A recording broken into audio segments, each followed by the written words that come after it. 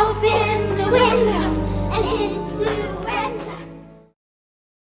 Yeah. Well, welcome to Long time, cousin. How are you? I think what have we experienced since the last time we spoke? Virus. Which experience? Virus. Yeah, just kind of like the global meltdown, right? The virus and burning down America, and now the conflagration has worked its way to Western Europe, and they're trying to burn Dijon and Nice and Paris as we speak. There you go. Just small things like that. How the Dallas Cowboys doing, by the way? They're not playing. We're not playing any sports here. They're not hiding anymore. They're just telling you, hey, let's open hell. This is what we're doing. We're trying to destroy you. They might throw some nice, kind words in there, say it's in the name of George Floyd. Oh, I thought you were talking about the Cowboys vis-a-vis the New York Giants. I didn't know what you were saying for a second. No, I'm talking. Well, it seems like it's 10 times worse than that. Yeah. But we all take our hat off to George Floyd. We don't want anyone killed in that fashion. It's horrific. Yeah. But in America, we all agreed that this was a terrible circumstance, and we were all in unison. Yeah. But I believe there are groups, Antifa and Black Lives Matter, who have an alternate goal. Yeah. And their ultimate goal, I should say, is to destroy Western culture. And we discussed this numerous times. And the question is, for what? What country would you like to emulate? Is there one in Asia that you fancy? Do you want a Japanese type culture? Do you want something that's in Africa? I don't know. Is there a place in Africa that they might fancy? Yeah, as you know, I've been quite reluctant to do this podcast because I think enough has been said. And I think we have to, rationally order madness, and I don't know how to do that. I'm not good, in a word, dealing with madness. I'm just not. Yeah. And that's what I'm seeing right now. A lot of anger. We'll talk about this in a moment, But I mean, I've been really struggling to bring some order, some clarity of mind, to say something interesting about what's been happening in the last couple of weeks. It's apocalyptic in many ways, I'd say. Well, the beginning of something that's apocalyptic. Sure. I mean, it's really, really bad in more ways than one, and there are many dimensions to this. All I can say is, it's funny, when I was at Oxford, and we were walking around one of the quads at Christ Church, and there was one of the bulls of the porters at Oxford. You ever see them with a bowler hat? Very scary looking, they look like Sean Connery. I know them. Back in the day, or the Avengers, Yeah. And one guy was very funny, that English wit. He said, I just came back from Ireland. I was like, oh, great. And I said, how was it? They're completely mad. I was walking by, I was in some town, some village, and I was walking by some old man, and he was staring at the grass. And I'm like, and it's like, mate, what are you doing? And the old man said, oh, just watching the grass grow. Always stayed with me. So, in a sense, I guess that's what I'm trying to say. Oh, just watching Western civilization. Or as John Lennon burn down. Watching the wheels go round and round, huh? Yeah. Just, I guess, let it happen. Yeah, so my point is, just watching Christendom be burnt to the ground 1 year after the burning of Notre Dame, right? Oh, yeah. Like we said, the opening salvo, the end of Western civilization. Right? Yeah, and we had that where we were in France, and we said, I think 500 or more churches were desecrated, and they just sweep it under the rug. The funny thing about if it's not reported, it doesn't exist. Republicans or Democrats, especially Republicans, I think, especially Democrats, they think you could just placate these people. I mean, there has to be some good Democrats that think, okay, it's like, raising a child who's 2 years old and says, I hate you, mommy. I wanted that candy. Okay, you could have the candy. Yeah. To what end is this child going to respect you or deal with the norms and truths that you try to instill with them? They're not. Yeah. So people have posted, this is what you get when you get the trophy generation. Yeah. Everyone gets a trophy. Yeah. Everyone's great. Everyone's entitled to something. And you have blatant madness I wish we could get another word for that, for madness. No, But, Menace does quite well, so it's fine. yeah. But I have to say, you just started this conversation before we were on air on how you're the most hated person in your neighborhood. I'm the most hated person over here too. Yeah, and in that way. And I don't get it. I don't get it. Well, we must be doing something well. We must be doing something good. What is actually shocking, Father Barron, I subscribe to his website.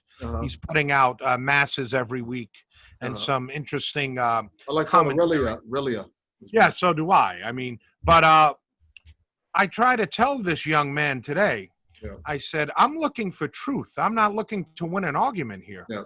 Please give me some facts and evidence that support your claim. But his whole argument, it always comes down to race. Yeah. I'm talking to someone about sports, and he's talking about equal outcomes.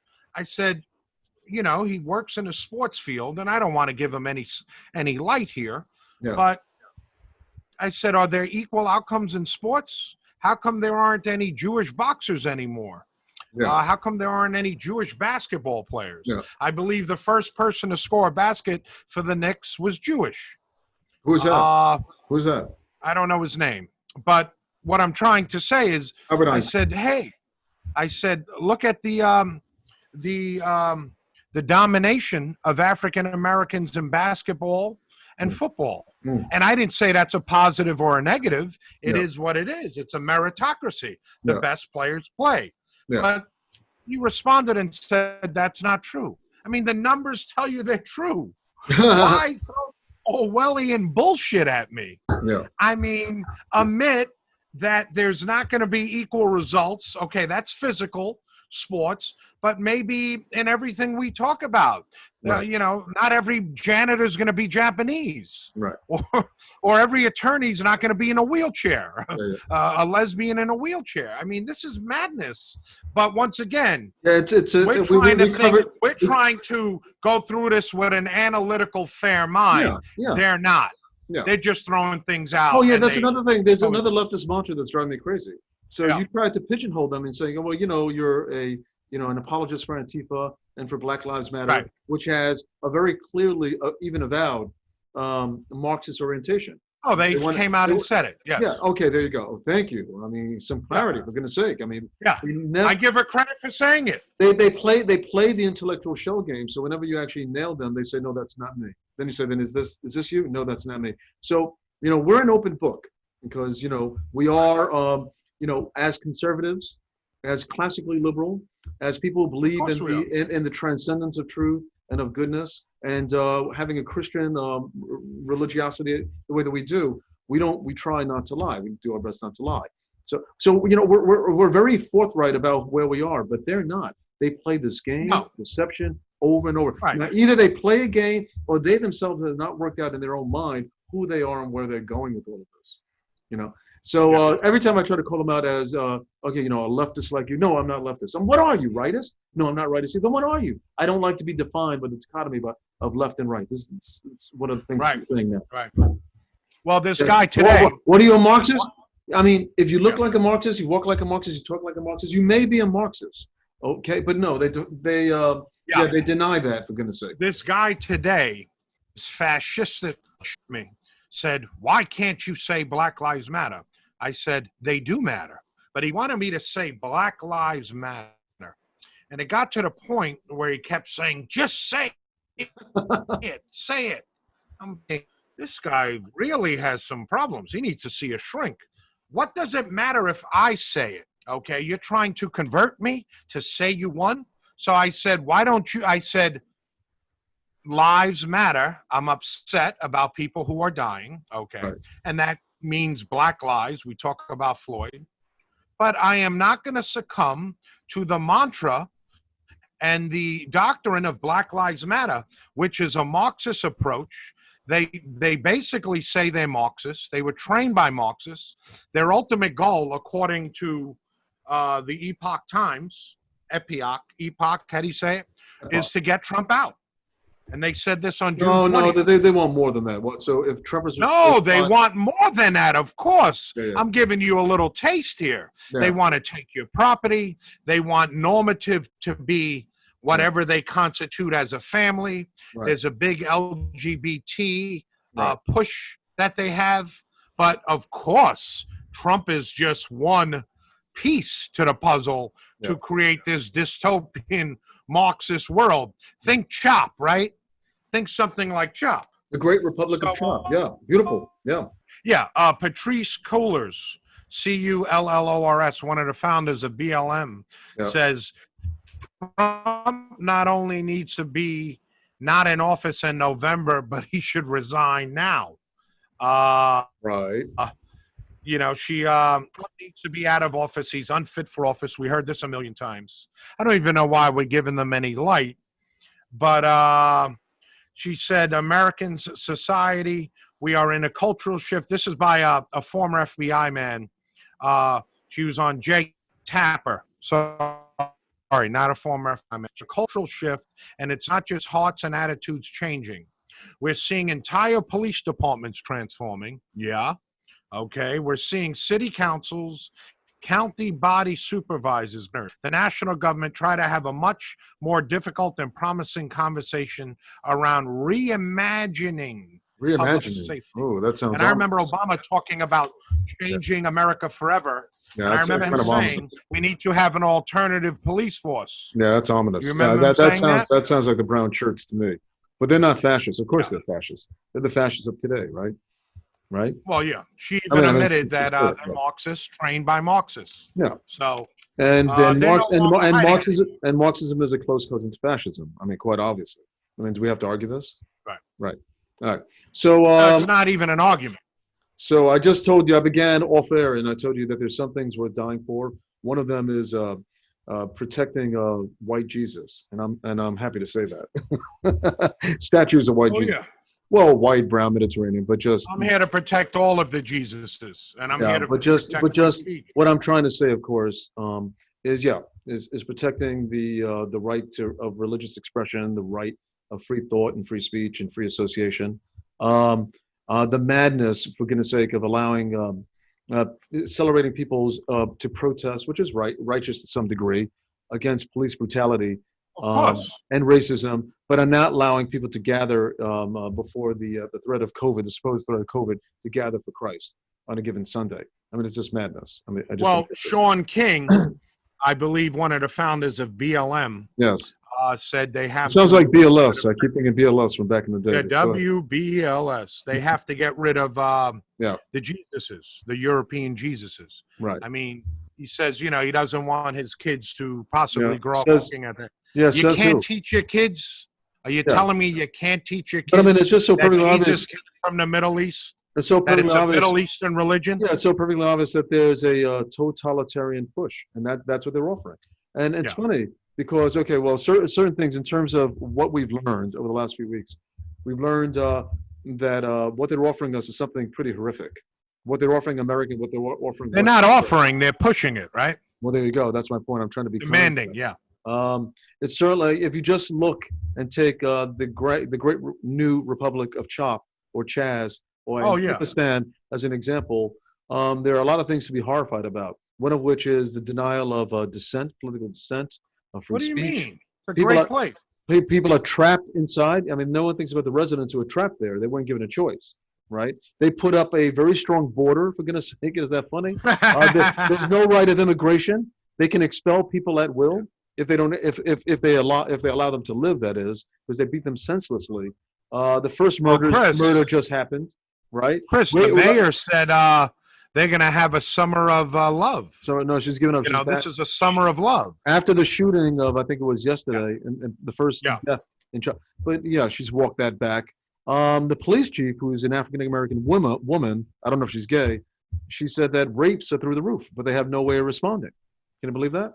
So, another thing is they're completely mad. One thing is that they're trying to grow food on cardboard. I don't know. Maybe there's some weird science that I'm missing there. I never heard you could do that. That's going to feed everybody. Yeah. Everyone get a morsel of corn. And of course, what's funny, because it's perfectly analogous to the situation of poor developing nations relative to developed nations that are politically well-ordered and economically well-ordered, that they're begging for assistance from the outside world. Not only begging, but they were also extorting, I think, for food and water and God knows what from the outside world. God help the threatening that if they fail, well, once again, it's going to affirm how much we hate black folk, right? Oh, by the way, there's no go area. There's no go areas in the Republic of Chop for people who are white. So there are areas that are reserved just for Well, black. did and you see near some black of the people. videos? Some of the Madness. videos Madness. have a crowd, and that someone's making a speech and said, on your right or left, if you see a black person, give them $10. If you're white, Yeah, I've heard that too. area that would say only Native Americans and African Americans please enter. I mean, this is madness. So, This so is the madness. irony of all of this is that is this racial progress? Is this after the civil rights movement? This looks like the nightmare. This looks like the joke of the civil rights movement, right? And the joke is on us. So, Yeah, I mean, do it they looks like want? the civil rights movement has completely failed. That we still have this level of anger between black, white, and brown. Okay, Well, Chris, and the argument. Yeah, do they want segregation and they want or separation. integration? And we're back Yeah. to the idea of separation. No, I mean the Right. truth is that the civil rights movement has been a resounding success, but not for everyone. But for a good 50% of black people and 50% of Latinos. I'm just being argumentative here. Maybe Well, it's how two. many? Maybe Yeah. it's 2/3. Maybe it's 2/3. But the Well, bottom many third, whites. Many Yeah. whites are failing. yeah. There's a large number.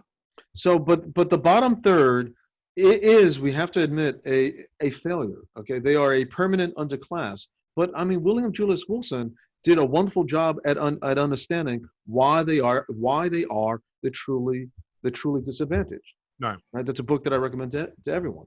That and Declining Significance of Race. Right. As Thomas Sowell said as well in one of his books, I don't know the book offhand. He said it Dismantling matters American where Elite? you grow up. If Yeah. you grew up in California and New York and Chicago, there's more opportunity there.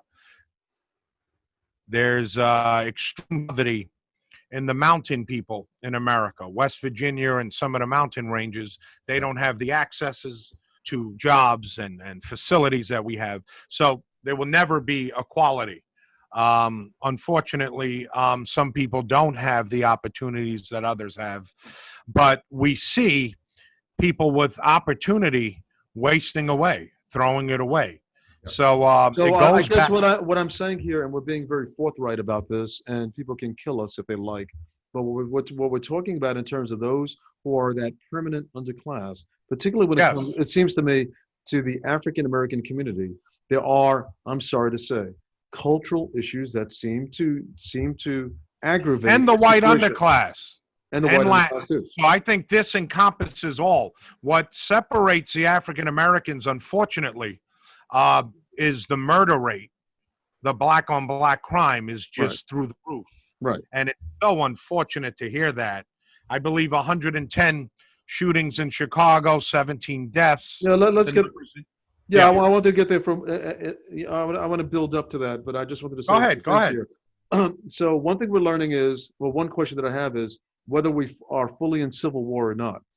So we certainly had a cultural revolution and a cultural civil war, or a Cold War for the last 50, 60, 70, 80 years. Okay, under the Sure. name, under the rubric of multiculturalism and what else? Okay, but anyway. Fairness, equality of outcomes. Okay, fine. Okay, so certain dimensions of Marxism and socialism. And okay, that's a lot of ideological banter and rhetoric and so on. And then came the language games. How we moved away from that cultural, ideological warfare to a full civil war. It's just like with the burning, like I said, with the burning of Notre Dame, as the opening salvo of the great war against Christendom, against the Catholic Church, against what I would say is the true faith. We can argue that another time. Is this the opening salvo for a bloody civil war between white, black, and brown? The opening salvo? The opening Possibly. salvo. I mean, is that a Possibly. possibility? Okay. but Possibly. certainly, it's ginning up the ideological arguments against the rightist or more conservative traditional point of view with this language games. And with the false narratives that they seem to be threatening. Well, that's progressivism, Chris. That's just confusion. That's just throw anything out, confuse somebody. Everything's subjective. There is no moral truth. Yeah. That's all part of it. But So I would like you, if I could just ask they've you, unmasked themselves. if, Yes, if you could please. help me, because I really want to clarify some of these things. So, like, I want to clarify what seem to be the false or exaggerated narratives that are being pushed upon all of us to justify CHOP and justify the burning and the iconoclasm of much of America and also Western Europe. One of which is, well, it's not just, it's also in Brazil as well too, and a lot of other countries. The truth about white on black crime, the truth on black crime, the truth on police on black, Right. suspected black murder. Well, Right. I have some numbers here. Yeah, please tell me. Now let's preface this with this horrific killing of Floyd. No one's applauding that. That's just madness. Yeah. But this is from Niall McCarthy from 2019, and I wanted to research how many police officers were killed, and I'll give you all the documentation. Mhm. In 2018, 106 police officers lost their lives on duty last year, 13% increase. Wow. So the narrative that we're only hearing is that African Americans are being killed by police. There's never talk about police who are killed. Right. We could bring people to these neighborhoods and they're pretty scary. Yeah. You and I have personal experiences of friends who would die, who were killed. I had about 6 friends killed by the gun. I think I counted about 14 murders in our neighborhood when we were growing up, and I cannot. And I'm being very honest. I don't think you know mine as well. Yeah, no, I'm including yours as well. I know a lot of yours. One I was personally connected to that I almost received the same bullet that hit your friend. I think it was Gary Gonzalez on the the park bench. That almost hit me because I was coming home from work, and I think I might have been a lawyer at the time, just beginning as a lawyer. When I was coming back, I saw the most horrific thing I'll never forget. And I do have to admit that it was a beautiful, diverse gang, white, black, and brown, and everything you could imagine, of a bunch of kids chasing a bus and shooting up a bus. And the bus was speeding around your loop, Dreiser Loop, and they were blowing out the windows with their guns. Can you believe this? And chasing it. And I think it must have been the same transaction, because I heard, Mike, like, someone disrespected them. Mike was always on top of all that stuff, So, the deserved gang murder, Okay. So anyway, well, we're gonna say, so what happened is that bus ended up in Section 5, I would imagine, and they went to Section 5. There must have been a shootout, and I think Gary Gonzalez, right, was hit with a stray bullet when he was sitting on a park bench. So he was going to college. I believe he was going to play baseball. And ironically, I ended up. So no, it must have been before I was a lawyer. I ended up as a social worker in the South Bronx, and some father came to me, and he was incredibly distraught, and I had to help him get over this psychological, emotional problem. And he told me his life story, and he talked about his son that about a year ago was murdered. And it was Gary Gonzalez's father. Can you believe that? It was Gary Gonzalez's I think father. you told me that. Yeah. How about Well, I just wanted to make the point that almost like with that being an exception, every murder that I can recount as a kid, about 13, 14 of them, and that I've heard of around our way, and the ones that we even witnessed ourselves, they were all, I hate to say, they were black perpetrators with guns. I can't think of a knife incident with guns shooting up and murdering someone else, white, black, or Hispanic. I'm sorry, but that's the honest truth. That was our life. And that was from a diverse neighborhood in Co-op City. It wasn't a completely black neighborhood. So if there's no cultural element here, then please explain to me the white supremacy that generated all of this, because that's the narrative that they're trying to push on us. Please. Well, we grew up with the culture of violence. From Spelman to, as we stated, I had 6 friends who were killed by guns. The guys who had the guns, I'm sure they didn't follow the law. They weren't NRA members. They were just guys who wanted to be tough. And, when you have a friend like my brother's good friend, God bless his soul, Greg Townsell, who's the nicest guy you'll ever meet. Tell the story. Was a social worker. He was killed by a bunch of Hispanics, to be honest, wasn't he? Whatever. Yeah. He was shot for his wallet. I don't know who killed him exactly, but I could find out. The fact is that, you know, you're talking about losing beautiful, good people. Gary was great. This man, Greg, was an angel from the Caribbean. Yep. You're not going to meet people like that. An only son. I'm tearing up talking about it. Wow. And, you know, Yep. it just bothers the hell out of me. I mean, how many times do we have to, you know, grit our teeth and maybe take another route because we knew there were going to be guys that are going to just punch people out walking to Spelman or coming home. And now I tell you this, I could handle it alone. I'll get into a fight alone. I don't want that to be, you know, with a girl I like. You know what I mean? Get slapped in the face with a girl I like. I'll handle it alone. Yeah, right. I feel the same way too. But when they roll know? up, when they roll up on you 2, 3, 4, 5 at a time, and they got weapons on them, and they're not going to lose, they have to win, right? To the point that you know, if you throw blows with them, they're going to pull out a weapon. I mean, oh yeah, you can't win. No, if it was, hey man, one-on-one, let's throw. I could do that. I could do that. Right. As long as you're not a trained ninja or something, or a boxer, I could do that. Oh, you know, some of them are like 6'5". They're like Shaquille O'Neal, you know, having a bad day. Some of them were like 18 and I'm 13. I mean, you're 18 and I'm 14. Yeah. You want to mess with me? Yeah. I'll be chasing girls at your age, bro. What are you doing? Yeah. No, and you know, I've got, you know, almost killed coming home from Spelman, walking that bridge, man. Yep. I got attacked by 15 dudes, man. Happened many times to me. Oh, I know. I lost all my books. I ran down. It's funny. We have a cousin. Let me finish. A guy tried to punch me. Yeah. Tried to punch me. I ran down those stairs going to Truman. Luckily, someone I grew up with said, chill, that's my man Steve. Probably saved my life. Wow. Because I think at that moment, I don't know how valid this is, but they were throwing dudes off the bridge. Or I heard they would do that. No, I mean, pure evil, man. One of my quote unquote friends, my first year at Catholic school. Can you believe that? Yeah, he was one of the persons who tried to throw another friend of mine off the bridge. Yeah, and he kept going. Nice. And he kept going around talking how he just wants to rape a white girl or something like that. I need to rape a white girl. I'm like, oh well, that's crazy. Yeah, he's a real follower of Jesus, huh? Yeah, that's like nothing compared to the other brothers that I kind of not friends associated with at Spelman High School in the Bronx, Cardinal Spelman High School. That produced Judge Sotomayor, who's excusing behavior like that, I'm sure, from the bench, the highest bench in the world.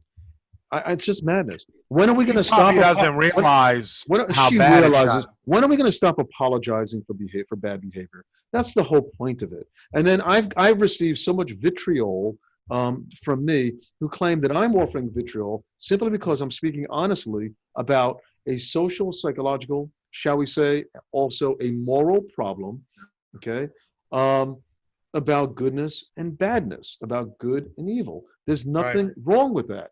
Does that mean that I don't love the people that I'm speaking about? I love them probably more than anyone who may criticize me loves them. But you have to call a good and evil, and a truth and a truth, and a falsehood a falsehood. And there's nothing wrong with that.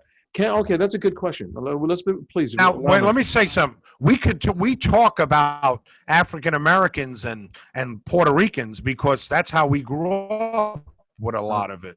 I mean, but we did grow up in a very diverse area with Jews and Italians as well. We have a perfect. So we have some sort of footprint on it. No, we have a perfect. We have a perfect standpoint with which to talk about this great. The great curse, the great bane of Western civilization, especially the United States. I mean, the bane of racial conflict, more than anything else. Can I say one thing? Yeah. I said this. I don't know if we recorded this. I think what we are seeing are the liberal policies have been pushed for 40 years. Of course. Now we're seeing the results in the inner city of these horrific policies of the government taking over schools, of the welfare state, and of this anger where they took out morality and truth from the schools. And you could say, yeah, here we go, Steve. They've been talking about this for a long time. Yeah, that's the point. The Democrats who control these fiefdoms do not even want to go to Plan C, D, E, and F. Right. And the question is why? That they have a captive vote? Are heard, there some good intentions? I Maybe, just, I just but there heard. are not, there's some that don't have good intentions. Well, Go ahead. Tucker does a wonderful job in breaking this down. Hannity does, Laura Ingraham. My hat goes off to these people, okay, because they're the real heroes of the age. And what did they say? I just heard something from Tucker that in the Baltimore school system, I don't know if it's a recent thing, maybe not. Yeah. That they spend per capita more than like third greatest spending per capita on students than any other place in the country, maybe even in the world. New York's the most, 22,000. In New the York's the world, most. in the world, you're talking about, or in the country? Oh, in America, 22,000. It's probably the Okay. most. Probably the most in the world. Probably in the world, I would imagine. We can it's about up there. And what do you look get that out of up. it?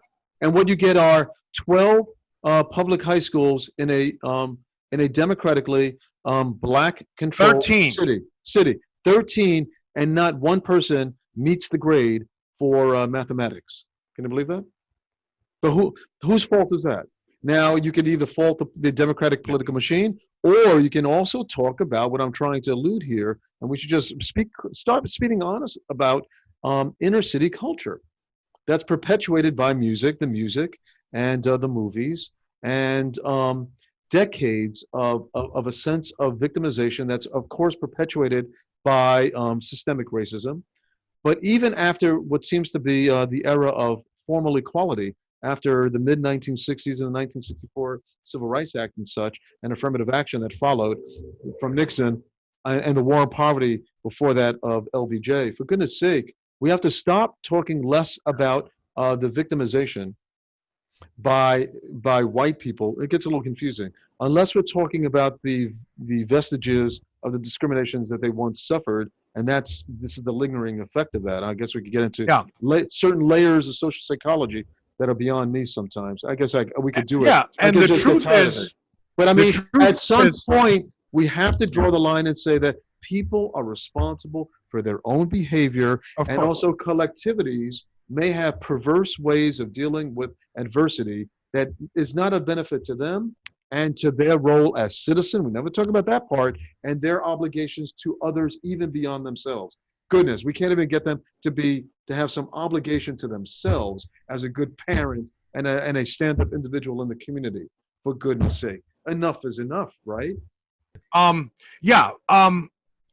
There needs to be accountability. This dystopian society, they got it. And here are the results. The results are failure. The results are out of wedlock births through the roof. This counts for every group. Common decency has been discarded. The grasp of the English language and the ability to dream and want to be part of society as a whole, to realize the world is bigger than just your city block. Just being Puerto Rican, I mean, what does that mean? Okay, it's great to be whatever you are, but there's a bigger world out there, and maybe we should delve in and compete. So, let me just total say disarray. In Chicago, Go ahead. just this weekend alone, 104 people were shot this weekend alone in Chicago, including 12 children, and 14 were killed. I mean, are we to argue that that's because of white supremacy? I mean, that's quite a stretch, as opposed to people making the wrong choices in life and perpetuated by a culture that's perverse. An inner city culture that's perverse. I agree with you. I mean, New York, the crime has gone through the roof. Yeah, the shootings in New York City are up 358% since Comrade de Blasio, right? And his friend in Albany, Mr. Cuomo, right? Did much to destroy the safety and the order that New York once had. Well, just relatively recently after Giuliani and its no broken windows policy, and Braddock, and followed by Bloomberg.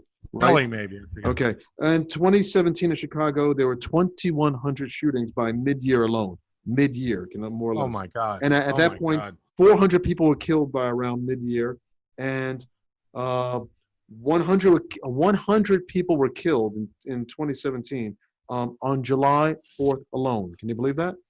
And I don't think there's many instances of white on black murders, white on black crime. I mean, can we just be honest about that? So I heard that the number is I mean, relative to a nation that's 320 million people, the numbers of unjustified police murders of black people is infinitesimally small. It's about 9 people last year. Did you know that? So 9 Nine unarmed black people. unarmed. Nine unarmed. Okay, so it depends on the facts of each case, okay?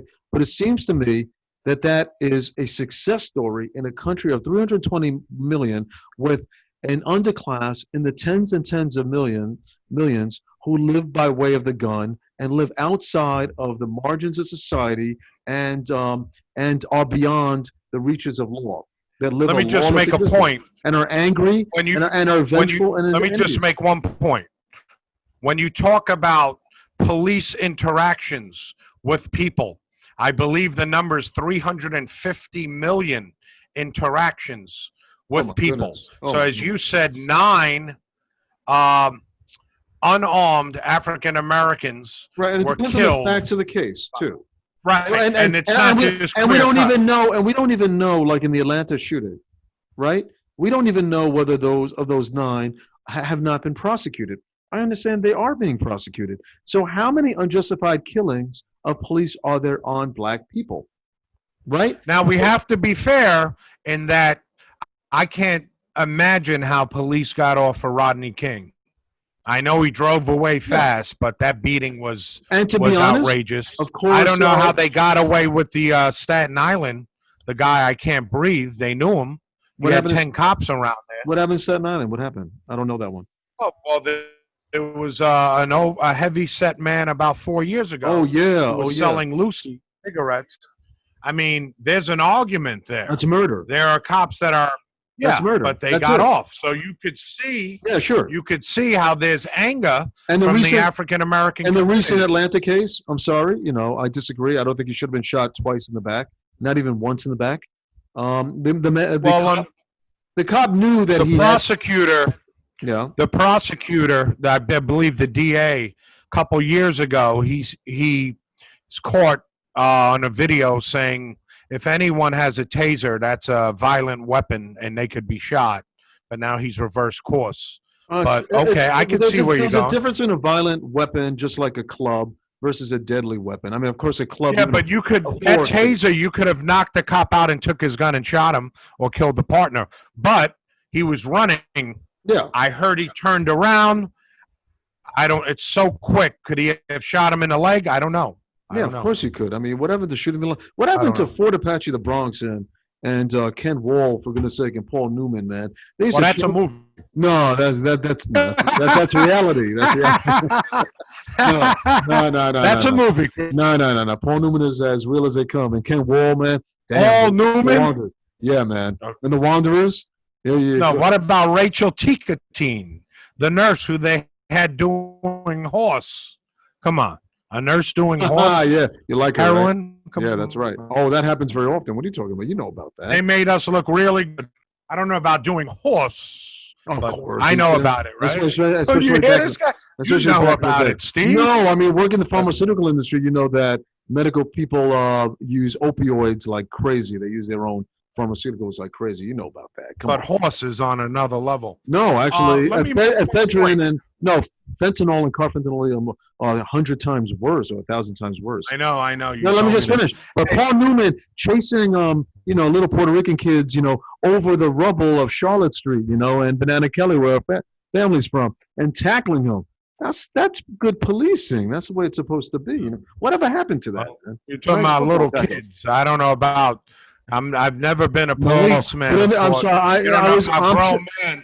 Hold on. A grown man who punched you in the face and took your taser. I don't care. You don't shoot him twice in the back. World. I'm sympathetic with the brothers on this one. I don't know the whole case. No, I could see where you're coming from. Right. I don't know the whole case. I agree. I don't know if anyone should be shot in the back. I wanted to make one point, but go ahead. Yeah, go ahead. No, make your point. No, I wanted to give you on-duty police officer deaths. Yeah. Tell me. In 2007, there were 141 police officers killed. Yeah. This is from Forbes and Statista. In 2018, 106. Very good. I like the way you said that. I'm just giving you some sort of numbers here, huh? Yeah. Yeah, because we never talk about it, okay? And there's never talk about violence. One more. Number of people shot to death by police in the U.S. from 2017 to 2020 by race. In 2017, 457 whites were shot and killed, Wow. with 399 blacks, Hispanics 370, Yeah. and these are some significant numbers here. Okay. A lot of people get shot by the police. Yeah. A large number of police get killed. Yeah. There are more whites that get killed by police, but they are more of the population. Supposedly, the argument could be made because of more African Americans going to jail. Yeah. Their numbers should be much higher than what they are. Yes. Because of the violent crimes that are committed. What do you think? Well, I wanted to give you the other side of the ledger, and this is going to be very personal. Okay, nothing statistical here. Wait, let me just rephrase that one more time. 457 blacks in 2017, 457 whites, 223 blacks, 179 Hispanics. Yeah. Then in 2018, 399 whites, 209 blacks. Yeah. So that's half. Yeah. And Hispanic 148. The trend continues that way. Whites number one by a large number, then blacks and Hispanics. Okay, now I'm going to give you the other side of the ledger because please do. We're talking about the problem with black, especially black youth male mentality and behavior in the inner city. And we're being very honest about that. Okay. But we have to talk about the same about the mentality of policemen. Policemen are very abusive. Yes. And I can only talk anecdotally here about my experiences. I worked in the criminal justice system in the beginning of my legal career. I worked in the Miami justice system. The infamous court where they tried Ted Bundy, for goodness sake. But a little bit after Ted Bundy was made his case before Miami Justice, I was in the public defender's office of Miami, so I saw a lot of things. The irony was I found the police incredibly abusive. You know, I also worked in the Bronx District Attorney's office as well, too, I should say, before that. But anyway, I found the police, especially in Miami, thugs. And to me, there was a very little difference between the thugs in the streets and the thugs with a badge. I'm going to be very honest. Many say that. I'm going to be honest. Many could say that. I had my in-laws from Colombia who were coming to the pool, in a community pool that they belonged to, that the family belonged to, and they were stopped simply because, let's be honest, because there were a bunch of beautiful Hispanic children, you know them, in a car going to a community pool. And I can't explain why this cop who lived in the community threw out his badge and threatened to arrest me when I challenged him and argued with him that they belonged in this community. And he denied that. I mean, that's racist. Okay. I don't know what it is. A bunch of brown people trying to enjoy themselves. No, I'm not making an excuse for a police officer, and it has nothing to do with education. Okay. There are bad people in every place, my aspect of life. Wait, let me just finish. Let me make my point. Yeah. These guys see nothing but negativity all day. Okay. And it definitely hardens them. They probably are disillusioned. They see the worst of the worst, many of them. Yeah. So they see people trying to get over.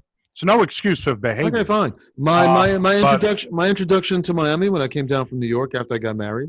We were in maybe South Carolina, and I got pulled over by the cops because I saw the cop waiting there, lying in wait on the highway, and he asked me, "Why are you going too slow?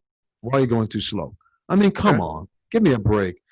So if I were five miles over, I would have gotten a ticket. I was only about 3 miles per hour below the speed limit, something like that. I saw the gauge. Why are you going so? No, they saw a New York license and they wanted to mess around with me. Oh, well, they do that. Now you have to realize why. There's a lot of drugs being brought into these places, and there's things that happen. As you said, Chris, New York. I mean, we love that we're from New York, but there's a stereotype that is true. Okay. Let me continue. I mean, we go to Vegas like the mafia and take over, right? Okay, let me. I mean, we go to these places and push our culture there. I drive. My first time when I drove into Sunrise, Fort Lauderdale, Florida. You know, Sunrise around there. I went through this cop. I want to use a curse word here, but I prefer not. I'm trying not to. He was in the middle. He was in the middle of the street, and he pulled over 10 of us. Okay, me and just like the guy living in a gym and pulled us over. Why? Because he said I went through a school zone. He didn't meter me. Okay, what? Two points over the speed limit. So the school zone was like maybe 20 miles per hour, and he claimed that I went like at 22. Of course, he doesn't know. I got a big ticket for that. I mean, it was incredibly nasty. That was my introduction. Well, 2 years ago, I have a friend who lives in Harlem, 106 and 3rd. Maybe 3 years ago, I might have gotten stopped 6 times in 2 months in that area. Okay. I got pulled over 6 times in 2 months. Now, I don't know the mentality of the cop. Maybe they know some cars that come in and out. Okay. Maybe they said they never saw this car. You know, I have a Jeep. Okay. They asked me questions. I got off. I mean, I didn't get shot. My father's office on 149th and 3rd. Ricardo and I, God bless him, another good friend. We miss him. We went to get Puerto Rican food on 149th and 3rd. We get out. We're ordering. 10 cars pull up. I have 10 guns at my head. Oh, wow. I was calm. I said, I was actually a little arrogant, maybe a little too much. I said, do you have a gun on you? I said, I have keys in my pocket. There are keys and I stick. And these were plain clothed detectives. Yeah. Afterward, all the cars left. One guy said, I said, why did you guys put guns to my head? We got a call that someone right in this neighborhood had a gun and was flashing a gun. They thought it was me. Yeah. I didn't punch a cop. I didn't say, you mother. Nothing happened to me. Okay. I got off. Okay. All I'm trying to say is... Yeah, let me finish some of my things. Wait, let me just finish mine. These are imperfect situations, and they've seen things escalate, and hopefully, if you have the right tactics, you could get through a potential confrontation. Go ahead. Yeah. Explain to me... Okay, I mean, aside from speed traps that I saw all the time, I mean, sure. People are lying in wait and trying to entrap you. Sure.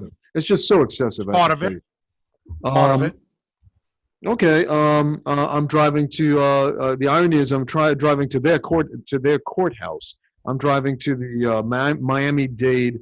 What is it called? Correctional facility and courthouse. Okay. But they were all connected. The correctional facility was connected to the courthouse. Yeah, I'm driving there. And you get a cop car, and this is nerve-wracking. On the highway, going through Miami, tailgating right behind me, and I'm not, how difficult it is without cruise control to maintain a perfectly not too slow, not too fast at 60 miles per hour. You got a ticket for being one mile per hour over. Yeah. And quite frankly, I'm a bad driver, so I'm nervous. I'm sweating bullets. I'm like, oh shit! And they're like right behind me, and they're following me for like 5 miles, right on my tail. What were your plates? Were your plates New York? New York. There you go. Okay. There you go. Okay. It gets worse. And then now wait. Now if the numbers show that most crime, or whenever a New Yorker comes in, they have a 30% chance of having drugs or committed a crime or a warrant. Do you think it would be warranted? I don't know. That's a question. I don't know. I don't know. I don't think it should be warranted. Is that profiling? I don't know. Yeah, of course it's profiling. I'm profiling me because I'm a New Yorker. But if profiling brings results and they knew that I was a connection, a poor Puerto Rican Italian. That's they could tell. They knew that. They knew that. Well, I might have a "Kiss Me" on Puerto Rican sign on the back of the car. I wouldn't be surprised. Back in the day, Okay, well, whatever. I don't know, something like that. I'm probably not. Anyway, what does it matter? You don't do stuff like that. So I'm sweating bullets. I'm like, oh, you don't know what the policing was about. You don't know what they were going through. Okay, you don't know if there was an influx of drugs. Certain things I do know. So I get off the highway another time, and I'm like right near the courthouse, and I don't know what the hell is going on. I'm a bad driver, and all I know is some woman, some car is like police car is like almost ramming me, like threatening me like this in the back, like honking me, Oh, honking. come I'm like, on. okay, I'm just A gonna say police it. car? You believe if you want to believe. Let me tell you I all my believe crazy you. stories. I believe and a you. woman, Go a ahead. police woman, jumps out of the car on my hood, pounds on my hood, and she goes, "You, you!" I'm like, "What did I do?" While you're Don't you driving, she jumped ever? on your hood. I'm like, "Don't you ever?" While you're driving? I don't I get it. stopped at the red light. Don't Oh, you you ever? stopped. You stopped. Don't you ever? I'm like, Okay. "What? You cut in front of me. I'm going to." I cut in front of her. You know, like when the highway gets wide and gets narrow, and I came in front of her. Okay, let me continue. Well, that would be wrong. Yeah. That would Okay, be I wrong. think that's a little bit wrong. That would be crazy. Okay, this you'll never believe, and I know it's not in my head, but you can believe what you like to believe, and all you out there I in believe you. TV land as well too. No, you won't believe it if I say this because it doesn't make any sense. So after I'm dealing with the hardened criminals of Miami-Dade Justice, you know, I took my typical hot dog with onions and a little bit of mustard, New York style. But they have these thick hot dogs, and I'm like, okay, in the park right there. Maybe you guys know it from many Miami Vice type movie. So I'm there, and all of I see, and I can't believe it, is one police car going about 80, 100 miles per hour in a dense city. You listening? Right. Shoo. Yeah. And then after that, followed by another one. Shoo. And with the siren, and another one. Shoo. There must have been, and I'm not lying to you, 100 cars. Okay, one after another. Shoo, shoo, shoo, shoo, Okay. shoo. Believe it or not. And not only that, it was like a scene from you remember seeing the last scene in the Blues Brothers? Yeah. You know, with the SWAT team, and they're like one or two other, you know, cops with their guns out, running across the park to catch up because there was a traffic jam of all these police cars, and one after that, and then they're piling into each other. I'm surprised they didn't kill anyone. I'm like, oh shoot, we're under attack. It's finally the Russians or the Chinese communists, something like that. Nah. Colombia's waged war on us. I'm not lying to you. This is what I thought. I go upstairs. So what happened? Shaking. I heard two black kids. They said two black kids, you know, stole a car. That's what I heard. That was the story. You heard, but you can't confirm. Yeah. No, well, that's all I heard from the inside. This was the big crime. Right. Okay. There's we're talking about one culture. I'm talking about the other culture too. There's a culture I understand. of So excessive am I. lawfulness. There's lawlessness on one side and lawfulness on the other. But we know this. We know this. The mad. question is, in the aggregate, what happens? Do you defund police? I mean, that's madness. No. What do we do? Do the communities get better? How's that going to happen? Okay. What is the solution? If we know that both sides have a lot of, as Lucy would say, a lot of splaining to do, as Ricky would say. Where do we go, right? Isn't that the question? Yeah, and I'm not laughing because it's serious. But where do we go? Now I'm going to give you. Both sides need to get better, right? Damn right. Now I'm going to give you two other things, and I'm not sure. Yes, sir. I'm not sure how to figure these ones, but they were very weird. So I was in the bond hearing unit, which means that when you get arrested, I'm the first person you see. I'm the first face you see. You know, if you want to get your ass out. Okay. I look at you, I'd say, put me back in jail. I'm kidding. Go ahead. Yeah, exactly. And these are, you know, and I had a bleeding heart, so you know, you could tell. You still do. You still do. My beautiful cousin with the initials AM. You could tell him that I wasn't vindictive. I had a bleeding heart like there's no tomorrow. All right. So do I. My heart's not bleeding. Okay, for people who Might be clogged, but it's bleeding. For people who probably did a lot of violence, and you know, if the situation were different, and I found them on a dark basketball court in that part of the world, they probably, you know, roll up on me and maybe, you know, and probably you know, buck me, as they say. They'll probably, you know, put a bullet in me or something like that. Anyway, so here I am with a bleeding heart. Because once they get arrested, they have to see me, and I did a little report before I passed it on to the public defender's office. Never worked for the DA's office, so there you go. Oh, I'm sorry, except for a short period in the Bronx. Anyway. What are you saying? No, I'm kidding. Go ahead. All right, so what I'm trying to say is, okay, what happened is, one time they put me in a cell room, right? Did I tell you about this? It was All right. Well, first of all, to back up, so when I was like in the long corridor with all the brothers in a cell, and Latin and white folk too. Don't get me wrong, old and young, by the way. Um, they would be begging me for two things always: smokes. I mean, to buy tobacco. I mean by smoke. And some love. So, smokes and clean underwear, man. So that always stuck with me. So if someone offers me a smoke, I'm gonna take it every now and then. Clean underwear might be a code for you know what. Nah, come on. And clean underwear, I make every effort to keep my whiteies white. You know what I mean? That really stuck with me. I wear colored underwear. All right, God bless you. Yeah, you left some of them here. I've been wearing them, by the way. We'll talk about that later. Nice. You learned from the kids in jail. It's funny. You have these underwear. I think they're like Underoos. Gray and pink, and they have these jellyfish patterns. I'm not even joking. What kind of choice? You're wearing them? I'm wearing them right now. Yeah. That's the closest you ever get to me. I tell you that. Anyway, oh my goodness, where am I going with this? So I was put in one of those cells, which was a soundproof cell, like this much of glass, and what's that advertisement for one of those horror space movies that if you scream, no one can hear you? What was it, Alien? I don't know. Alien? Dude, I was in one of those situations. You're all over the place. You're hilarious. I was in one of those situations. I'm not lying to you. Guess what? And they're like, yeah, just wait here for Malcolm or something like that. I don't know. Malcolm is in my head. From Malcolm. I'm like, yeah, no problem. I didn't read the report yet. Then I started reading like, Malcolm is accused of killing like 3 people. I'm like, oh, shit. Damn. Yeah. I'm like, okay. But the cops are here to help me. They put me into the soundproof cell with no barrier, no chains, no nothing. Me and Malcolm, shall we say. This guy was about a foot taller than Shaquille O'Neal, something like that. I know I'm exaggerating. But you're from the Bronx. You could deal with this. Yeah, okay. I'm like, $105 in weight. I'm about, the height of Manny Pacquiao, for goodness sake. With the heart of a lion like Manny. Dude, this guy's arms, I'm looking at them. They were like, and I'm not exaggerating here, especially at that time when I was skinnier. Those arms were the size of my waist.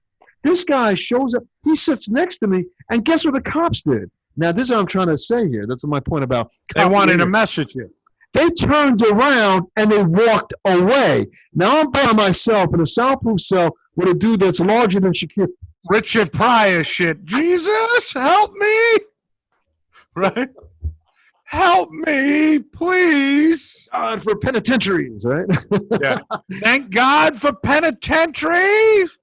Malcolm, why'd you kill everyone in your family? They were home. Because they were home. Thank God for penitentiaries. No, go ahead. Say hello. My wife just all right. A couple of miles around. Yeah, I mean, so talking about police behavior. I mean, was that done on purpose? I have to think that they were trying to mess with me. Yeah. Okay, and that was terrifying. But no time did you ever experience police brutality. Right. So, well, no. Not physically, just a lot of mental language. We're going down your life's history here. Yeah. Okay. So let me just say, to cut that long story short, whatever that brother told me, I said yes. And he was like, I'm like, how can I help you? And I want smokes. I'm like, smokes, yeah. What type? Marlboro. What type? I could get you numerous types. No, Camel. Oh, yeah, and if you want some drugs, I'll put something in the carton as well. So I just kept writing this in the report. Keep that on the hush. Yeah, I had to make sure that you saw this. And I want some underwear. I'm like, yep, underwear. Yeah. What else? Yeah. 38 waist, Malcolm. Yeah. Can you get me a steak sandwich? I'm like, steak? Yeah. You want that medium rare? What kind of cut do you like, my friend? Whatever. I was like, get me the freak out of here. I was like the fly, man. Get me the freak out of here. As soon as could you bring them all this stuff? Honestly, you could do this? No, I'll get arrested. I'd be sharing a jail cell with this guy. What are you kidding me? You're nuts. Now, what's going to happen the second time you see him and you don't have your shit? The stuff. Exactly. Take down your pants. I think I quit and went to Harvard Law School before that happened, man. I showed up at Harvard. Oh, you weren't in law school then? Nervous. Okay. That was right before I went to Harvard Law School, man. Oh, it's fun. I don't want to tell these stories. I guess I'm going on a tangent. There was some guy, some old white guy, like a Southern gent. I'm like, what are you doing here with this Shaquille O'Neal guy here? Okay, who shot up a basketball court. Blew away a couple of kneecaps. And heads. What are you doing here, man? Oh, you're too close to your mic. Oh, sorry. Anyway, he gave me this bull story that he's friends with Jimmy Carter, and if I get him some underwear and smokes, he's going to pay my way to Harvard Law School. And I was so desperate for money, I half believed it. Just for underwear and smokes. Yeah, Joe, he was going to pay my way to Harvard Law. He has a good friends, and he's very rich, and Jimmy Carter is his friend. And He'll pay you in peanuts. All right. Let me go to my last story. I can name many Oh my God. police stories. I'm on my way home. Okay, from that horrible job on the highway, traffic, back-to-back traffic. All the way inching my way to Sunrise, Florida. When you would not believe this, there was a motorcycle in the front and a motorcycle in the back, and another car to the left. And they started. I know this one. Yeah. They inched me onto the shoulder of the road, and they stopped me on the shoulder of the road. And these guys were living in a gym, and they could have been thugs or they could have been off-duty policemen, because I had many occasions with off-duty policemen from New York to Miami. So I don't know. They look like cops. Okay, a bunch of white guys who are pounding too much weight in too little books, and they were pounding on the hood of my car to come out. Come out. And I was getting angry, so I took my little wiffle ball bat, whatever it was I had in my car, that will help. To confront them. Not a little wooden bat. And the wife at the time, she stopped me from certain death. And there you go, pounding. Can you believe this? And I'm getting rolled up. So I'm wondering in retrospect whether they were a bunch of cops, and God knows what they wanted to do with me. They could have beaten me and killed me. What happened? Okay, here's one of my instances of miracles, because I don't know how. I had no room, and it was back-to-back traffic. I zoomed in through that motorcycle, that Harley, and through that other car, which was like a Mercedes, and I cut through the two of them, and there was a little gap in the highway, and then I had another gap. They started chasing me, and I zoomed out like at 100 miles per hour, zipping between traffic. I mean, it was all back-to-back traffic, and all of a sudden the traffic opens up, and I cut off on the route to Sunrise. And there you go. And then we ended up in a church, and I was on my knees before a statue of Mother Mary, and thanking God that I wasn't killed on a highway. I don't know if they were cops. In summary, there's a lot of violence. There's a lot of violence in America. And I heard many stories when I was at the courthouse about the cops. It was infamous at that time in the late 1980s, early 1990s, that the cops were involved in the drug trade. And they were killing a lot of people and leaving a lot of bodies. One last moment. Along the beautiful, roaring Miami River and the bridge over there in, what was it? Liberty City, I suppose it is. And bodies hanging over bridges. Yeah, and they were part of the, the Escobar cartel and all that stuff. But there you go. There are a lot of crooked cops. My mentality of the police versus the mentality of the people who have a badge and those who don't have a badge. And very often, there's very little difference. Now, let's go. That's my point. Walking that street in the South Bronx, and you see a group of 5 teenagers. You be more afraid of the 5 teenagers or the 5 cops? Come on. You can't say there's no difference. Okay, I say there's no difference in this one. Okay, it's a matter of proportion. Yes, because that's what it is. Okay, matter of proportion. And I'm going to give you a terrible thing that left an impression on me from that period of time. That there was a rock band that just kind of funny with a funny title, but such a dark name that they chose. And they chose a name, it was like a punk band or rock band, Dead German Tourists. Can you believe that? They called themselves Dead German Tourists, and they were a little locally popular. Where's this? In Miami. Where's this? Miami, because there was a period of German tourists, who were trying to overcome the legacy of Hitler by being so progressive, you know what I mean? Trying to make up for a bad reputation, who, were so loving of the black community. Sure. Anyway, they would fly to Miami for cheap for some reason, and they would get off on the wrong stop, and they would end up in Liberty City or something like that, right? And they would end up in that happened to me once, and it's the scariest thing in the world. And a bunch of brothers are waiting there with guns, and they would blow them away. And they called them Dead German, like 6 murders in a row. And so this band developed, and that happened to me too. Where would you rather be, at a police station or in Liberty City? Okay, I will say this though, to cut that long story short. We're living in a very difficult time, and I say this. I say you have to choose your poisons, and I'm saying the danger that you face from the unhinged mob, right? Whose fires have been stoked with poor narratives about history and batty ideas about victimization, without taking accountability, may be equally great or lesser so than a police that's used for totalitarian, tyrannical ends for example, forced vaccinations Okay. and all the garbage that may come from that. But we don't have that. We do. We have an example of the two. We have Yeah. an example. We have an example of the two. You're wrong about that because the virus Wait, taught me a lot. You're talking Agenda France? 21, You're talking France? Western Europe, and many Oh, plants. not in nations right now, America. they're all Not in the in America. works. Look at what Gates and everyone is But talking about. but that's forced something that's vaccination. not there yet.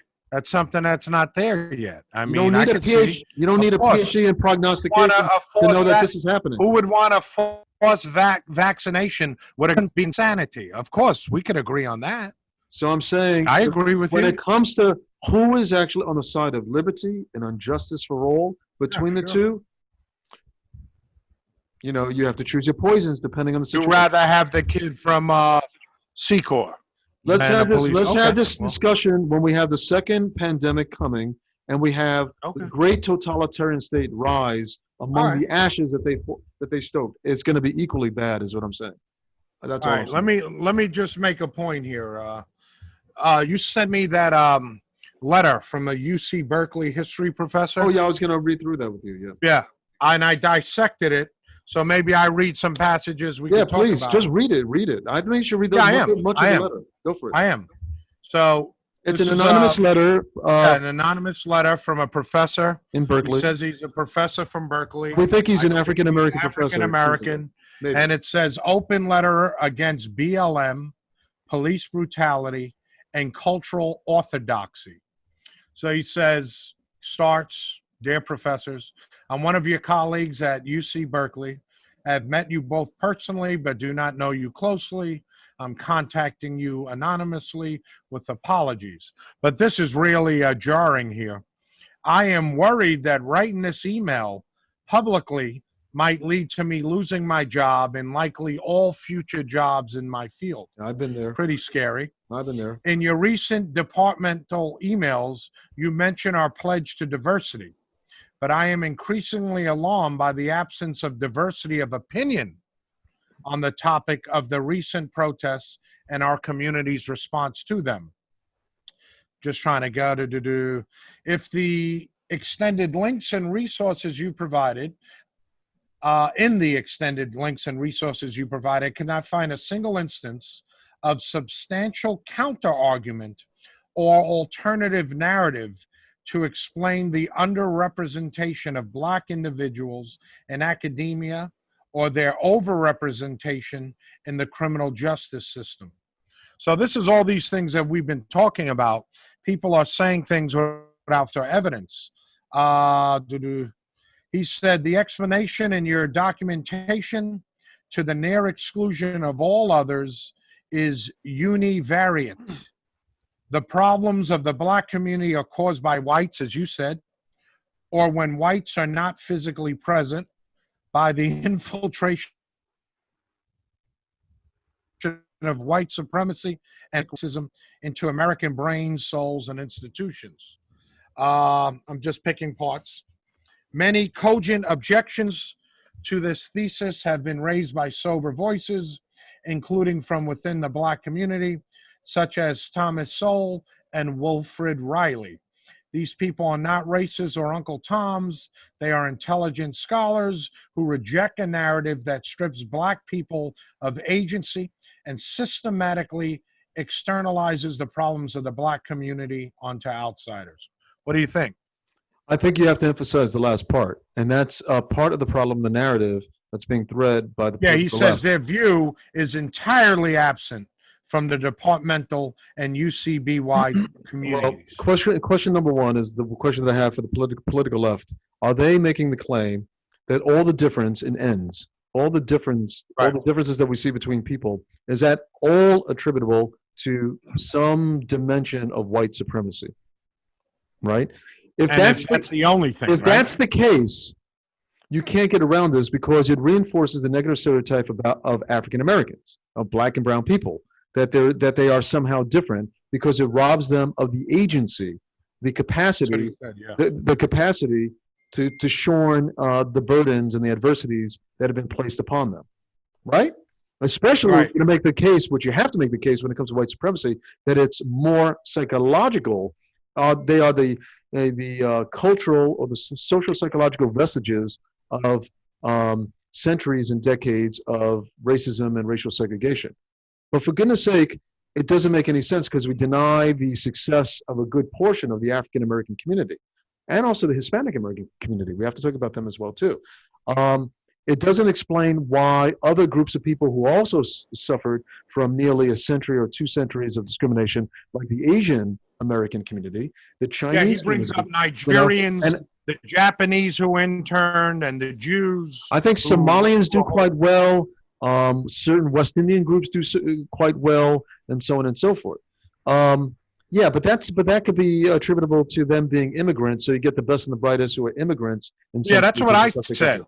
Because he says, if we claim that the criminal justice system is white supremacist, why is it that Asian Americans, Indian Americans, and Nigerian Americans are incarcerated at vastly lower rates than white Americans? Yeah, but that could be. But to be honest, that could be because of the effect that they are immigrants and they didn't suffer from centuries of racial segregation within the United States. And they haven't been placated possibly by the largesses of America. Oh, okay. You know, as generations are here for a period of time, I think there's a strain of laziness or taking things for granted. I mean, sure. What's the term? The first generation. Yes.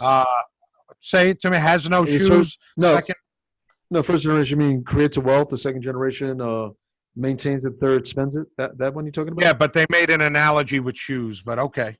Okay. Wearing shoes, something along those lines. Yeah. But the thing is that no matter how you slice it, you still have to explain away why there is a permanent underclass of about 1/3 of the African American community. How did and whites people, and whites too. And white. And how did people like us, despite our adverse circumstances, for goodness sake, from Harlem to the South Bronx to the Northeast Bronx, during the worst period of time imaginable, the financial crisis and bankruptcy of New York City, crack epidemic, and the opium, the heroin, opium, crack epidemic from the late 1960s, from throughout the 1960s, 50s through the 60s, and when we grew up, which was around the 70s. Thank God for 80s, Catholic schools. 90s. Yeah, I suppose. Yeah, not doing enough so work. One more point he says. But the thing is that what he's saying and what we're saying is it reinforces negative stereotypes about the inferiority of Black people. It robs them of their responsibility, their agency. So, and ironically, we're going back to the idea that those underclass peoples define themselves by white people in terms of the amount of perceived victimization by white people, where they claim, are asserting some supremacy over them, right? Coexistence. Also, so their identity is based on white, but also their only hope seems to be based on white, which ironically brings us back to the arguments about the white man burden that the political left is pushing in the synapses of these people. That it's white people yet again who have to save them. This is crazy. That's progress. Yeah. That's what you would call a great retrogression. You and Sowell, your colleague, you and your colleague Sowell, my colleague, right? Two peas in the same pod. By the pod. way, he has a new book.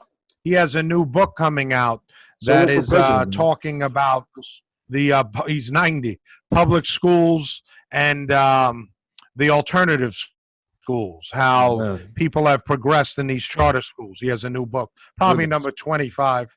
Incredibly. No lie. Incredibly productive. I don't praise anyone. He's kind of like my, like at the top for me, man. He's like one of my idols. I love the way he speaks. So, Come on. Well, you have to admit Donald Trump. I appreciate it. In terms of how effective he's been in terms of common sense, on the right side of so many issues, and fighting the greatest battle probably the American Republic has ever fought.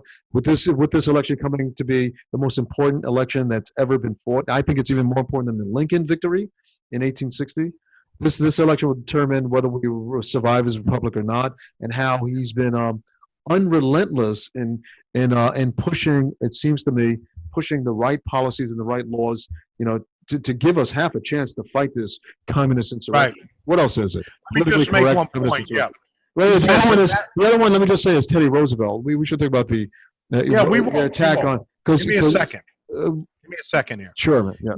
He says the vast majority of violence visited on a black community is committed by black people. There are virtually no marches for these invisible victims, no public silences, no heartfelt letters from the UC regents, deans, and departmental heads. The message is clear. Black lives only matter when whites take them. Wow. It's true. Wow. Black violence is expected and insoluble, while white violence requires explanation and demands solution. Yep. Please look it into your hearts and see how monstrously bigoted this formation truly is. Wow. And just in summary, I'm going to just say one more thing, then we'll go to Teddy. It is for historians to explain why Japanese internment, people in the camps, or the massacre of European Jewry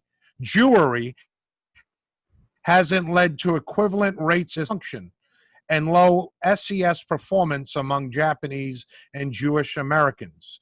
Arab Americans have been viciously demonized since 9/11. I don't know how true that is, as have Chinese Americans more recently. However, both groups outperform white Americans on nearly all SES indices, as do Nigerian Americans.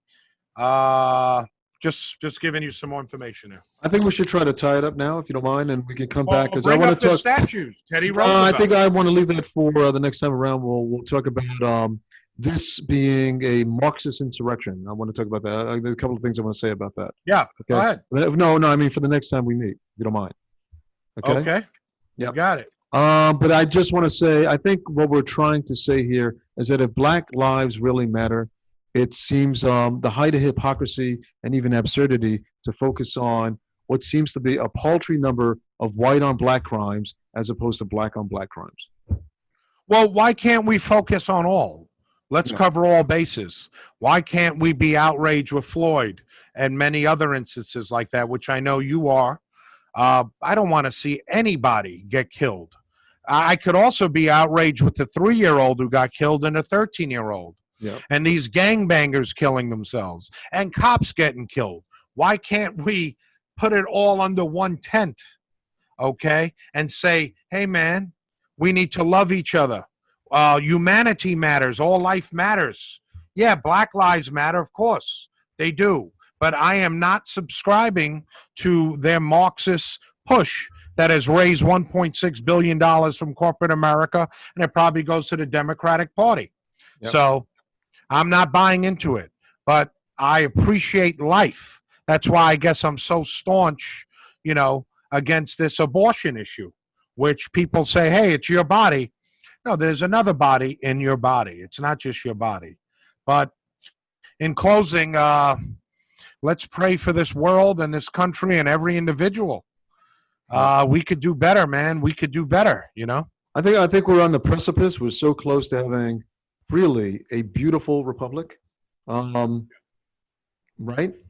There are forces that didn't want it, that don't want it. I know, but we're on the precipice. There's a possibility we can right that ship and we can have a republic that's far fairer for all and that is morally grounded in a sensible way, in a reasonable way, without pushing the Judeo-Christian religion on anyone. But allowing people the liberty of choice, the real true liberty of choice, Sure. and that can only happen, I think, if, as John Rawls suggests, you put liberty as ahead of equality, considerations of equality, or certainly you don't sacrifice liberty for equality, because that just... Well, Friedman said that if you do that, you get neither. Yeah, there you go. Because you need the corrective of speeches like this, even if we were wrong today, right or wrong, just the freedom to debate the issue makes all the difference in the world.